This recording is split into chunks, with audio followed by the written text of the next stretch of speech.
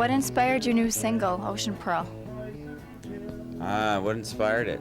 Oh, not much. It's just a catchy little riff, and the name comes from the British, what do they call that? Slang? Slang. You know, apples and pears mean stairs. Ocean Pearl means girl, and we just thought that it would be a cool title for a West Coast band, and that's where we're from, West Coast. So. In the Ocean Pearl video, you stand on top of a bus. Were you scared? Well, I was told that I was going to be harnessed and it was going to be all safe, and then I get there and no one seemed to remember that part. So, no, not really, except that once when they were doing, because the cameraman and the director were right on the bus with me, so I figured, I could hear them talking down to the driver, like, okay, go. So I'd brace myself.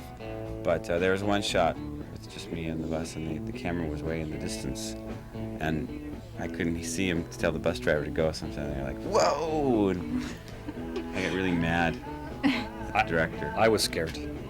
Brad was always scared. Yeah. He was scared of the heat. Fear is my life. Fear of music. All right. Where did the idea come from for the video? I know you travel a lot. Well, yeah, it was sort of a combination of road movie and journey. I mean, Ocean Pearl is I guess, the idea of reaching something. And, so we had this concept of going from the desert to the ocean, which is what happens. We start in Vegas, which is, where you gamble. And then through Yuma, cross over into LA and to the ocean. So that was sort of the concept. It was the most fun, I think, that anybody could ever have making a video. It was like 5 days on the road with a bus. Do you have fun too? I agree with Neil completely. It was one of the best experiences of my life. It was fantastic. It was great.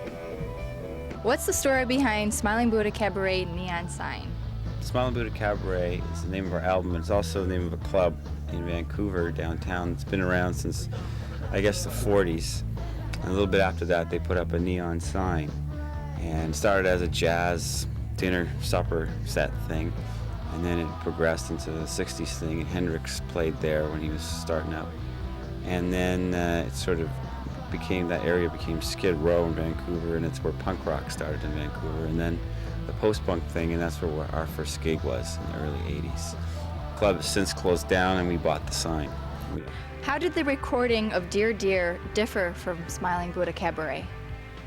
Well, Dear Dear, we had written those songs about 6 to 8 months earlier than the studio, and then we went into the studio and hammered them out for about a month.